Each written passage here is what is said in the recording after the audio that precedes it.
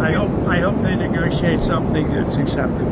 They should do that, but I don't know that they will. Iran, China, and Russia are set to conduct large-scale joint naval drills in the strategic northern Indian Ocean region during late February, signaling deepening military ties.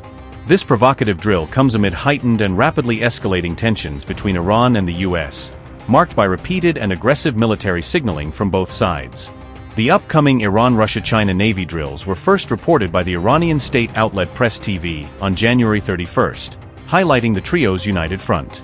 This announcement follows closely after Iran revealed plans for a major two-day live-fire drill right in the critical Strait of Hormuz waterway. The Strait of Hormuz serves as a vital global choke point, with approximately 20% of the world's oil supplies transiting this narrow corridor daily. Any military confrontation erupting in the strait could unleash severe and far-reaching consequences for volatile global energy markets and prices. Analysts warn that East and Southeast Asian economies would prove especially vulnerable to sudden oil supply shocks stemming from disruptions there. Iran's live-fire drills are slated to begin on February 1st, arriving shortly after the U.S. deployed the mighty USS Abraham Lincoln Carrier Group near Iran's shores. The pointed timing has deeply alarmed Washington, considering the heavy and widespread presence of U.S. forces patrolling the volatile region. U.S. Central Command issued a firm and unequivocal warning directly to Iran's IRGC ahead of the planned provocative live-fire exercise in Hormuz.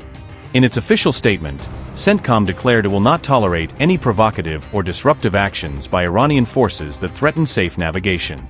U.S. CENTCOM said, and I quote, "We will not tolerate unsafe IRGC actions including overflight of U.S. military vessels engaged in flight operations. Low-altitude or armed overflight of U.S. military assets when intentions are unclear. High-speed boat approaches on a collision course with U.S. military vessels, or weapons trained at U.S. forces." Meanwhile, Iran stated that the Russia-China drill is specifically designed to enhance maritime security and foster improved operational cooperation among the navies. The three-way maritime security belt exercise was first launched back in 2019 and has since been successfully held a total of 7 times in various locations. This repeated execution underscores the growing military coordination and strategic alignment between Tehran, Beijing, and Moscow on the high seas. Previous drills encompassed realistic search and rescue operations, joint security patrols, and highly coordinated tactical maneuvers at sea. The upcoming exercise strikingly coincides with a sharp and unprecedented escalation in tensions between the U.S. and Iran over nuclear issues. These trilateral war games also emerge amid a massive U.S. military buildup in international waters perilously close to Iran's southern coastline.